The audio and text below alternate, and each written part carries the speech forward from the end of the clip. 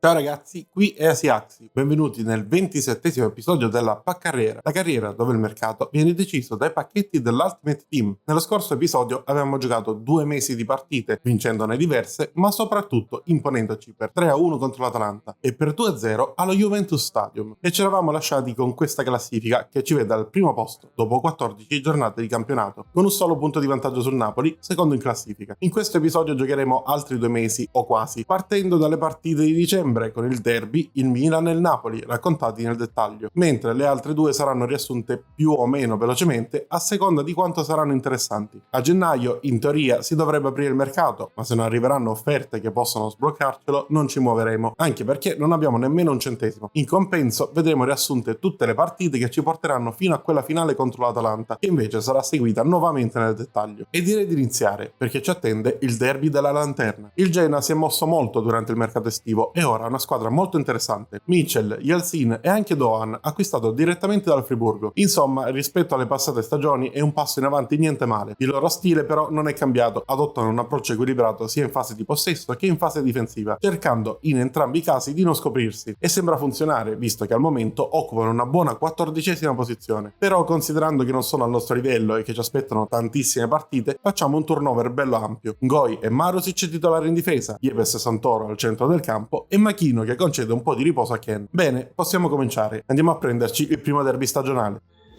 Entrambe le tifoserie tengono in maniera particolare a questo match, gara da giocare col cuore e con la testa. Non cambiate canale, mancano pochi istanti al calcio d'inizio. Genoa che affronta la Samp. I padroni di casa danno inizio alla partita, ma siamo noi all'8° minuto a renderci pericolosi. Stein riceve al centro dell'area, controlla e prova d'interno, ma il pallone sfiora il palo e si spegne sul fondo. Il Genoa risponde subito, Pati prova di prima intenzione dal limite e costringe la Fonte a rifugiarsi in angolo. Non passa molto tempo e torniamo in attacco. Sfruttando un rinvio sbagliato agli avversari recuperiamo palla. Machino la protegge e poi allarga per Golovin che penetra in area e, col destro, fa fuori il portiere nonostante il tentativo di fallo del difensore. Al 35°, dopo vari tentativi falliti, arriva la conclusione verso la porta del nostro ex capitano Tutino, ben neutralizzata dalla Fonte. Negli ultimi secondi del primo tempo Golovin riesce a ritagliarsi lo spazio per calciare da fuori, ma un difensore mura il tiro e la palla viene allontanata. L'arbitro manda quindi tutti a riposo. La seconda frazione si apre con un gran tiro da fuori di Exposito che impegna la Fonte, bravo a metterci il guantone per evitare il pareggio. Dopo alcuni cambi ricominciamo a spingere, azione tutta di prima che porta Ken alla conclusione verso la porta, tiro imparabile e ci mettiamo al sicuro con 2 gol di vantaggio. Le nostre azioni veloci continuano a mettere in difficoltà la difesa del Genoa. Prima ci prova Soriano con un tiro dal limite, che però non impegna il portiere. Poi Stein da dentro l'area si avvita su se stesso, ma il finale è lo stesso. E negli ultimi secondi ci riprova ancora il trequartista spagnolo, anche questa volta senza centrare la porta. L'arbitro manda quindi tutti sotto la doccia. Non è stato un derby brillante, ma l'abbiamo portato a casa senza troppe difficoltà.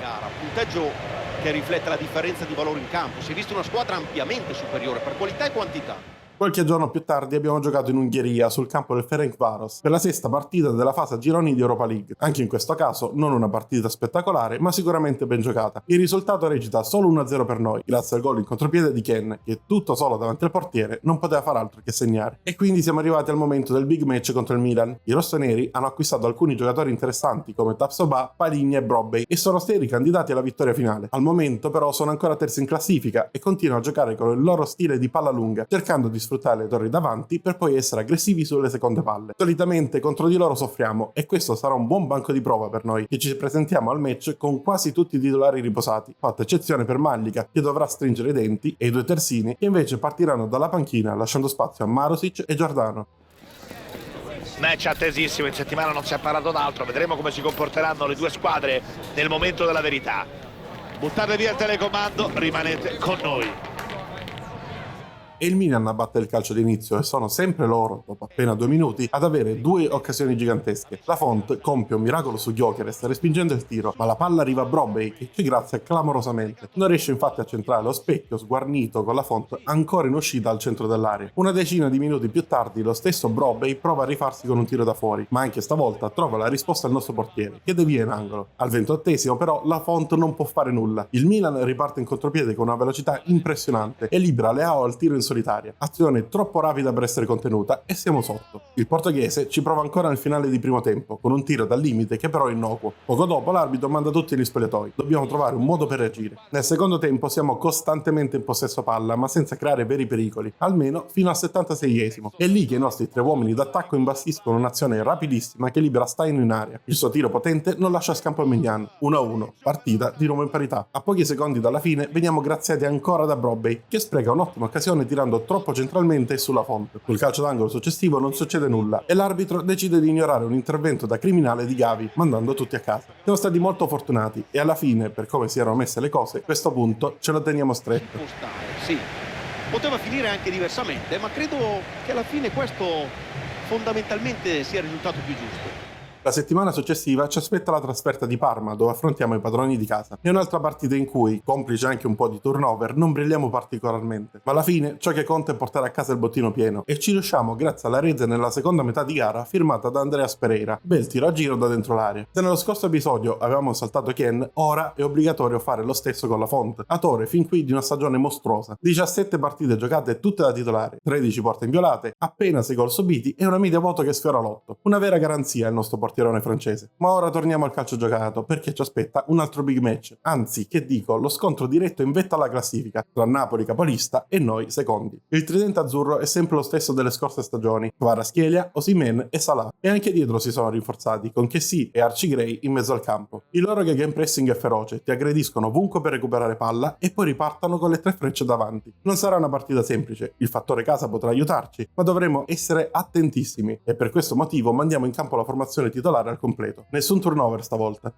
Gara molto sentita dalle due tifoserie, animi ulteriormente surriscaldati dalle dichiarazioni degli allenatori. Gran clima. Siamo noi a dare il calcio d'inizio, ma è una delle ultime volte che tocchiamo palla. Dopo 10 minuti sugli sviluppi di un corner, Kessie riesce a far sbucare la palla in mezzo a una selva di gambe. Osimhen è tutto solo davanti alla Font e lo batte senza problemi. Al 25esimo è lui a sfruttare un errore grossolano di Ciutalo per servire Kvara, che si presenta tu per tu col nostro portiere e raddoppia. La Font non può far sempre miracoli, ma non è finita. 10 minuti più tardi Kvaratskhelia ricambia il favore. La palla passa tra due nostri difensori e arriva di nuovo a Osimhen, ancora una volta solo davanti alla Font e ancora una volta letale. 3-0, partita praticamente chiusa già nel primo tempo, che infatti si chiude di lì a poco. A questo punto, più che pensare a rimontare, dobbiamo cercare di salvare la faccia. E invece, appena 2 minuti dopo l'inizio della ripresa, concediamo un'altra occasione a Osimhen, che stavolta, grazie a noi, mandando fuori. Al 68esimo, finalmente, accendiamo una reazione. Ken si accende, salta il difensore ed entra in aria, ma Meret è attento e respinge. Al 78esimo, però, è sempre Ken a provarci in mezzo a 3 difensori. Stavolta il suo tiro è troppo potente anche per Meret.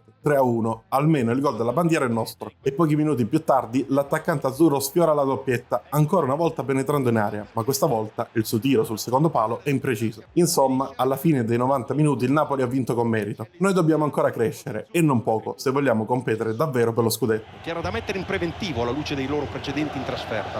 Non è mai semplice però ripetersi, specie a questi livelli. Dimostrano di trovarsi particolarmente a proprio agio lontano da casa, più di tutti. E i risultati fin qui gli stanno dando ragione. Perché se dopo questo mese andiamo a dare uno sguardo alla classifica ci troviamo in terza posizione con ben 4 punti di svantaggio sul Napoli, che ora ha la possibilità di andare in fuga su noi e sul Milan. C'è da dire che le nostre 3 squadre stanno facendo un po' un campionato a parte, ma i giocatori del Napoli forse ancora più di noi. Con l'inizio di gennaio cerchiamo di tornare subito alla vittoria in casa del Venezia. Ancora una volta facciamo turnover, soprattutto in difesa e a centrocampo, e ancora una volta a risultare decisiva è l'ennesima rete di Moise Kean, che al minuto 75 ci manda in vantaggio colpendo in contropiede. Non è una vittoria splendida nel larga, ma rimane fondamentale, soprattutto per il nostro morale, perché la settimana successiva ci aspetta il Milan, stavolta tra le mura di San Siro. Con tutto lo stadio a favore, iniziano subito a spingere molto forte. Si intravede appena, ma quello che sta tirando è Sané, il nuovo giocatore rossonero. Alla fine però è Brobbey a segnare il gol del vantaggio, con un tiro imprendibile da appena fuori area, riscattando così la partita difficile del mese precedente. Noi ci lasciamo prendere dalla frustrazione e Lopez vendica il compagno riservando a Gavi lo stesso trattamento che lui aveva riservato a Golovin nel match precedente. Poco più tardi il solito Ken riporta tutto in parità, sfogando poi rabbia e frustrazione nella sua esultanza. Con un tiro da fuori di Brobbey si chiude la partita. Il secondo match stagionale contro i rossoneri finisce come il precedente, anche se giocato decisamente meglio. Le due squadre, come abbiamo visto, non si sono risparmiate, hanno provato a portare a casa i 3 punti. Ne è uscita una partita che è rimasta in bilico fino al 90esimo. Ed ora è nuovamente tempo di derby, con la Gazzetta che ci dedica un tweet. Mi raccomando ragazzi, non spoilerate nulla a Requiem Bear, sia mai che si perda il derby di Genova o peggio conosca il risultato prima di aver visto la registrazione sul divano di casa in Turchia. Ken fa partire il match e sarà lui il centro dell'attenzione. Infatti, dopo appena 10 minuti ci porta subito in vantaggio. Tiro potente a fil di traversa, tanto potente che il portiere a malapena è riuscito a vederla. Pochi minuti più tardi ha provato a pareggiare i conti Vitigna, non andando troppo lontano dall'incrocio dei pali. A chiudere tutto ci ha pensato nuovamente il nostro attaccante. Prima ha lasciato sfilare il pallone, poi da 2 passi ha scoccato il tiro di destro che si è infilato nella rete. Nel secondo tempo Machino ha provato a rendere ancora più rotondo il risultato, ma senza successo, e alla fine, come per la partita contro il Milan, anche questo derby si è concluso con lo stesso risultato di un mese fa. Convincente, hanno capitalizzato al meglio la mole di gioco costruita. Pochi giorni dopo siamo tornati a giocare per l'Europa League, ospitando al Ferraris l'Anversa. Sotto la neve è andata a scena una partita ricca di errori, se non per questo gol di Machino che è poi il risultato decisivo, visto che, invece, tutti gli altri tiri sono stati simili a quello di Pereira, finito ampiamente fuori. Ma come vi avrò detto 1.000.000 di volte, non conta altro che il risultato finale, e quello ci ha visto vincere la partita, quindi ci va benissimo così.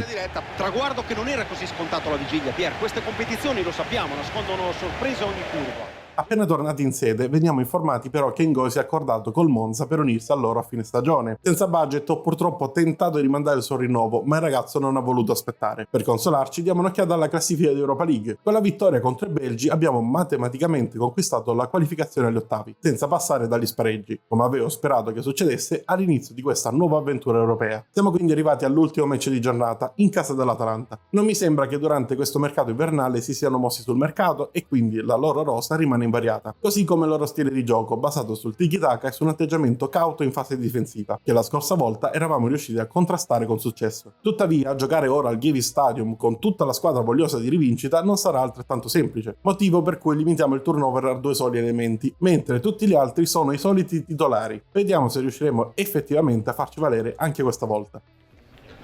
È tra i più attesi oggi, subito titolare al rientro dall'infortunio. Gara che si preannuncia bollente, c'è solo un modo per scoprire chi vincerà, rimanere con noi.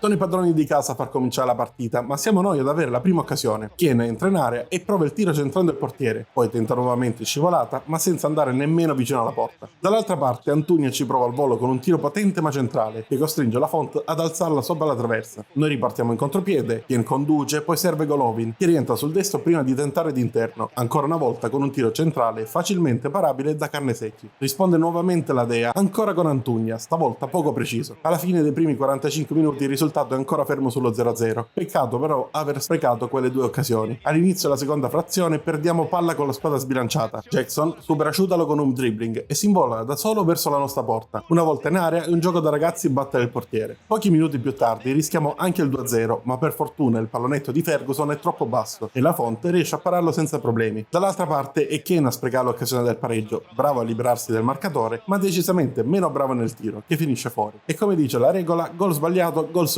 De Ketelare, ben servito dal compagno, riesce a trovare il gol da dentro l'area, portando i suoi avanti di 2. Nel finale cerchiamo di recuperare, ma finiamo invece per esporci un altro contropiede di Jackson, che stavolta preferisce servire Ferguson, bravo e lucido questa volta nel chiudere la partita. Questa sconfitta fa male ed arriva in un periodo già molto complicato. Chissà se riusciremo a reagire anche questa volta. Campo battuti. Ci sono sconfitte e sconfitte, questa fa particolarmente male, non solo per le dimensioni ma anche e soprattutto per l'atteggiamento, troppo passivo, no, non va bene. Dopo 22 partite di campionato, questa è la classifica. Come previsto, il Napoli ha iniziato la fuga ed ora ha 5 punti di vantaggio sul Milan secondo e 7 su di noi, che occupiamo la terza piazza. Per fortuna abbiamo ancora 4 punti di margine sul quarto e sul quinto posto, quindi la Champions è più che alla portata. Ma per oggi è tutto, se il video vi è piaciuto e volete aiutarmi a scuotere la squadra, allora lasciate like ed iscrivetevi per tanti nuovi contenuti. Noi ci vediamo nel prossimo video. Ciao ragazzi!